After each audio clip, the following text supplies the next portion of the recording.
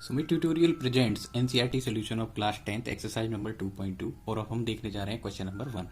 Find the zeros of the polynomial and verify the relationship between the zeros and the coefficient. आपको एक quadratic polynomial given है, आपको इस polynomial के zeros और कोफिशिएंट्स के बीच में रिलेशनशिप को स्टेब्लिश करना है, वेरीफाई करना है। इसको सॉल्व करने का मेथड क्या रहेगा, चलिए देखते हैं। सबसे पहले हम गिवन पोलिनोमियल को राइट करेंगे अपनी आंसर शीट पर। तो p x is equal to ये हो जाएगा x square minus 2x minus 8। इसके बाद हम इसे standard quadratic polynomial a x square plus b x plus c से कंपेयर करेंगे और वहां से ए बी सी की वैल्यू नोट करेंगे। ए का वैल्यू क्या होगा, बी का वैल्यू क्या होगा और सी का वैल्यू क्या बनेगा। सबसे पहले ए का वैल्यू एक्स स्क्वायर का कोफिशिएंट होता है जिसका आंसर आ जाएगा 1। बी का वैल्यू एक्स का कोफिशिएंट होता है जिसका आंसर आएगा -2। ध्यान रखना है माइनस साइन आपको कंसीडर करना है। ऐसे ही सी की वैल्यू के लिए आपको माइनस साइन को भी कंसीडर करना है और 8 को भी कंसीडर करना है, तो आंसर आ जाएगा -8। इतना करने के बाद आपने कोफिशिएंट्स लिख दिए हैं, ए लिख दिया है, बी लिख दिया है और सी लिख दिया है। अब आपको फाइंड करने होंगे जीरोज। अब आपको क्या फाइंड करने होंगे, जीरोज। तो फॉर जीरोज सेंटेंस बनेगा for zeros p x should be equal to 0। जो गिवन पोलिनोमियल है वो किसके इक्वल हो जाना चाहिए, 0 के इक्वल। अब आप इसे 0 के इक्वल करेंगे, x square minus 2x minus 8 is equal to 0। इसके बाद अब आपको इसके फैक्टर करने होंगे मेरे प्यारे बच्चों। अब आपको इसके क्या करने होंगे, फैक्टर करने होंगे। तो आप कैसे कर सकते हैं, देखो एक्स स्क्वायर का जो कोफिशिएंट है वो 1 है और कांस्टेंट नंबर है -8। तो 1 का आप मल्टीप्लाई -8 से करोगे, आंसर आ जाएगा -8। ये जो आगे वाला माइनस साइन है ये शो करता है कि आपको 2 ऐसे नंबर्स पिक करने हैं, सेलेक्ट करने हैं जिनका सब्ट्रैक्शन करने से मिडिल टर्म -2 आएगी। क्या आएगी, मिडिल टर्म -2 आएगी। और उनका मल्टीप्लाई करने से क्या आएगा, उनका मल्टीप्लाई करने से -8 आएगा। अब देखो, अब हम 8 को दिमाग लगाना शुरू करेंगे। 8 किसकी टेबल में आता है, तो 8 2 की टेबल में आता है 4 टाइम। ओके, 4 से अगर 2 माइनस करें तो क्या 2 आ सकता है, हाँ नंबर तो आ सकता है। दैट मीन्स अब मुझे ग्रेटर नंबर के सामने 2 और 4 में जो मैग्नीट्यूड वाइज ग्रेटर है उसके सामने क्या लगाना होगा, माइनस, और स्मॉलर नंबर के सामने प्लस। इनका मल्टीप्लाई करूंगा -8 आएगा, -4 में +2 ऐड करूंगा -2 आ जाएगा। दैट मीन्स अब मेरे फैक्टर इजीली सॉल्व हो सकते हैं। अब मैं इसको राइट करूंगा आगे के लिए, x square plus 2x minus 4x minus 8 is equal to 0। First और सेकेंड टर्म में से कॉमन लूंगा, थर्ड और फोर्थ टर्म से कॉमन लूंगा और कॉमन लेने के बाद इसको फैक्टर लिख दूंगा। क्या लिख दूंगा, फैक्टर। तो देखो फर्स्ट और सेकेंड टर्म से x कॉमन आ रहा है, फर्स्ट और सेकेंड से क्या कॉमन आ रहा है, x। तो मैंने x कॉमन लिया और मैंने लिखा x प्लस 2। ओके, थर्ड और फोर्थ टर्म से मैं क्या कॉमन लूं, इसका फाइंड करने का एक छोटा सा तरीका है। आप जो ब्रैकेट के अंदर फर्स्ट नंबर लिखा हुआ है उससे थर्ड नंबर को आप डिवाइड कर दो।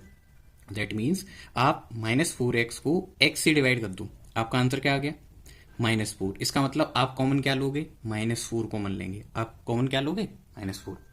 कॉमन लेने के बाद जो एक्सप्रेशन क्या आएगा इसको भी पता करने का तरीका होता है। तरीका ये होता है कि आपने जो नंबर कॉमन लिया है आप उस नंबर से थर्ड नंबर और फोर्थ नंबर को डिवाइड कर दो। जैसे -4x को आप -4 से डिवाइड करो, माइनस से माइनस कैंसिल हो जाएगा, 4 से 4 कैंसिल हो जाएगा और आपका आंसर आ जाएगा x। तो आप यहाँ x लिख सकते हैं। ऐसे ही आप -8 को डिवाइड करेंगे -4 से, माइनस माइनस कैंसिल हो गया, दैट मीन्स आंसर प्लस का आएगा। अब आप 4 की टेबल से 8 को कट करोगे, कितना आएगा, +2। तो आप इसे +2 मार्क करेंगे और इस तरीके से राइट कर देंगे। इसके बाद आप देखेंगे कि हमने जो नंबर कॉमन लिए उसके बाद जो ब्रैकेट्स आए क्या वो कंप्लीटली सेम है, चेक करेंगे आप। तो आप इसको जब चेक करेंगे तो आप पाएंगे कि आपके जो ब्रैकेट्स आ रहे हैं वो कंप्लीटली सेम आ रहे हैं। दैट मीन्स आपने जो फैक्टर किए हैं वो एकदम करेक्ट हैं। आप उनको कॉमन लेंगे और जो नंबर बच गए हैं उनको सेकंड ब्रैकेट में प्लेस देंगे, x और -4 इज इक्वल टू 0। इसके बाद अब आपको x की वैल्यूज फाइंड करनी है। तो x की 2 वैल्यूज पॉसिबल हो पाएंगी। हो सकता है x + 2 0 के इक्वल हो और ये भी हो सकता है x - 4 0 के इक्वल हो। तो हम सबसे पहले x + 2 को 0 के इक्वल करेंगे, इसके बाद x - 4 को 0 के इक्वल करेंगे। फर्स्ट वाला जो एक्सप्रेशन है वहां से x का जो वैल्यू आ रहा है वो -2 आ जाएगा क्योंकि प्लस का साइड चेंज माइनस हो जाएगा। और सेकंड वाले एक्सप्रेशन से x का वैल्यू +4 आ जाएगा। कितना आ जाएगा, +4। इतना करने के बाद आपको जो x की वैल्यूज मिली हैं ये वो स्पेशल वैल्यूज हैं जिनको अगर आप इस पोलिनोमियल में पुट करोगे तो आंसर क्या आएगा 0। दैट मीन्स ये जीरोज हैं, ये क्या है जीरोज। तो अब इन जीरोज के हम नेम दे सकते हैं, कुछ तो नेम होता ही होगा। तो हम बोल देते हैं कि लेट जो फर्स्ट वाला जीरो है उसका नेम है अल्फा और इसकी वैल्यू है -2। इसकी वैल्यू क्या है -2। सिमिलर वे में जो दूसरा जीरो है उसकी वैल्यू है +4, जिसे मैंने बीटा बोला है। Let alpha is equal to -2 and beta is equal to +4। इसके बाद अब मैं सम ऑफ जीरोज करूंगा। क्या करूंगा? Sum of zeros. Sum of zeros. तो मैं इसको मैनुअली ऐड करने वाला हूं अल्फा और बीटा की वैल्यू प्लेस करके। अल्फा की वैल्यू कितनी है? -2 और बीटा की वैल्यू क्या है प्यारे बच्चों? तो आप बोलेंगे कि सर इसकी वैल्यू आ जाएगी जब आप सॉल्व करोगे तो +2। क्या आ जाएगी? +2। लेकिन आपको ये शो करना है -b/a के इक्वल। आपको ये किसके इक्वल शो करना है? -b/a के इक्वल। तो अब आप क्या करेंगे? इस 2 को इस तरीके से रिप्रेजेंट करेंगे, माइनस कॉमन लेंगे, फिर एक बार माइनस के अंदर मतलब ब्रैकेट के अंदर आप -2 को प्लेस करेंगे और अपॉन में आप लिखेंगे 1। ऐसा करने से आपको एक फायदा होगा। फायदा ये होगा कि आप देख पाएंगे कि -2 बी का वैल्यू है और 1 ए का वैल्यू है। दैट मीन्स अब ये जो एक्सप्रेशन है ये किसके इक्वल आ गया है? -b/a के।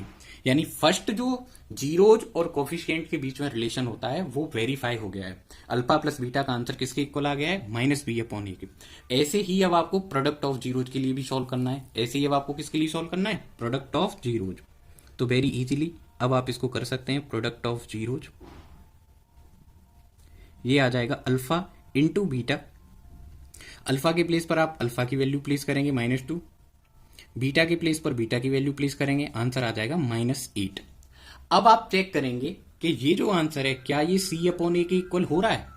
तो अब आपको पता होना चाहिए जो c का वैल्यू है वो कौन है? -8 है। a का वैल्यू क्या है? 1। हमारे आंसर में -8 है तो हम अपने इस आंसर को -8/1 राइट कर सकते हैं। जब हम ऐसा कर सकते हैं और मैथमेटिकली हमने कोई रूल भी ब्रेक नहीं किया, इसका मतलब हमारा जो सेकंड रिलेशन था जीरोज में और कोफिशिएंट में वो भी क्या हो गया है? स्टेब्लिश हो गया है, वेरीफाई हो गया है। इस तरीके से आप एक्सरसाइज नंबर 2.2 के हर एक क्वेश्चन को सॉल्व कर सकते हैं। आई होप आपको ये एक्सप्लेनेशन अच्छे से समझ में आ गई होगी।